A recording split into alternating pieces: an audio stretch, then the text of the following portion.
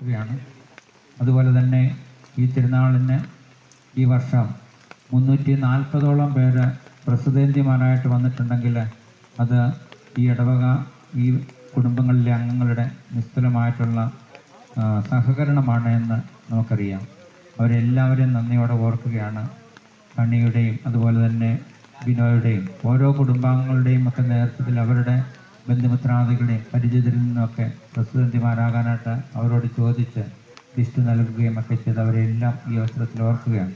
ഈ ദേവാലയത്തിൻ്റെ അസൗകര്യങ്ങളിൽ ഇവിടെ വരുന്ന അച്ഛന്മാർക്കും സിസ്റ്റേഴ്സിനും ഗായകർക്കുമൊക്കെ ഭക്ഷണം തരുവാനായിട്ട് സത്യദാസിൻ്റെ ഭവനം എപ്പോഴും വേണ്ടത്ര ഒരുക്കം നൽകിയത് ഈ അവസരത്തിൽ നന്ദിയോടുകൂടി ഓർക്കുകയാണ്.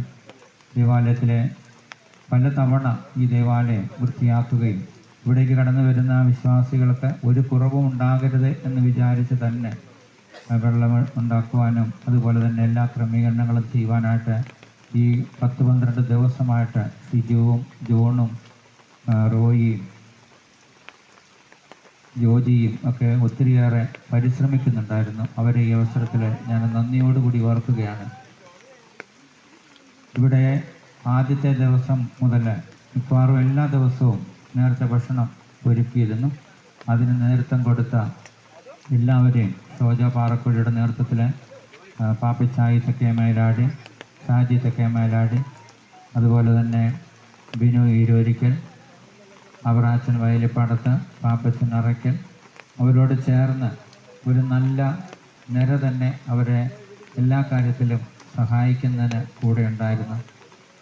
ബിനുമാര്, അതുപോലെ ബിജു, ഷൈജു, അജി, വിനോദ്, സിനോയി, പറത്തി സജി, സിൻഡോ, ഇവരുടെ പ്രത്യേകമായിട്ടുള്ള തീക്ഷ്ണമായ നന്മ പ്രവൃത്തിയെ ദൈവം അനുഗ്രഹിക്കട്ടെ എന്ന് പ്രാർത്ഥിക്കുകയാണ്.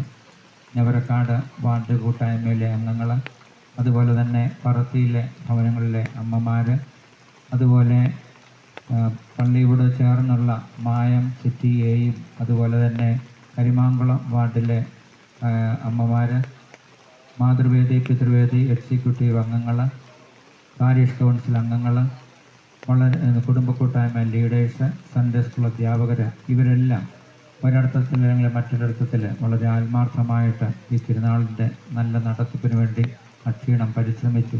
അവരെല്ലാം ദൈവം അനുഗ്രഹിക്കട്ടെ എന്ന് ഈ അവസരത്തിൽ ഞങ്ങൾ പ്രാർത്ഥിക്കുകയാണ്.